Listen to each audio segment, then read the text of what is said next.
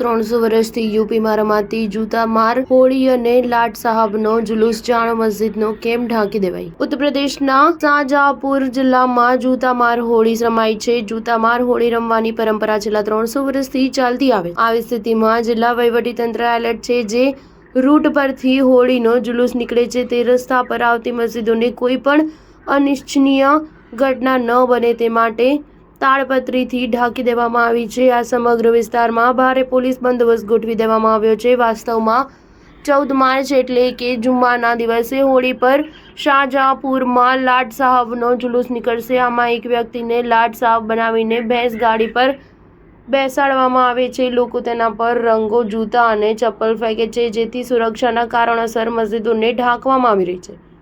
જો કે આ કંઈ પહેલીવાર નથી થઈ રહ્યું। પ્રાપ્ત માહિતી પ્રમાણે મસ્જિદો પર રંગ ગુલાલ ન પડે અને કોઈ પણ સાંપ્રદાયિક વિવાદ ન થાય તે માટે શહેરમાં નીકળતા બડે લાટ સાહબ અને છોટે લાટ સાહબના જુલુસના માર્ગમાં આવતી 32થી વધુ મસ્જિદોને પરસ્પર સંમતિથી ઢાંકી દેવામાં આવે છે।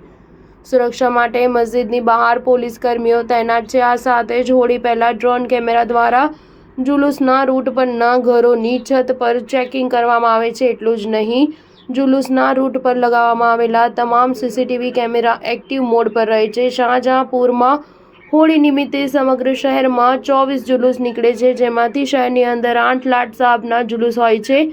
તેમાં 2 પ્રમુખ જુલુસ હોય છે જે શહેરના મધ્યમાં નીકળે છે। પ્રથમ બડે લાટ સાહબનો જુલુસ જે 7.5 કિલોમીટરના રૂટ પર ચાલે છે, જ્યારે બીજો છોટે લાટ સાહબનો જુલુસ જે 2.5 કિલોમીટરના રૂટ પર ચાલે છે। સ્ટાર ન્યૂઝ 7 હંમેશા સચ્ચાઈની સાથે।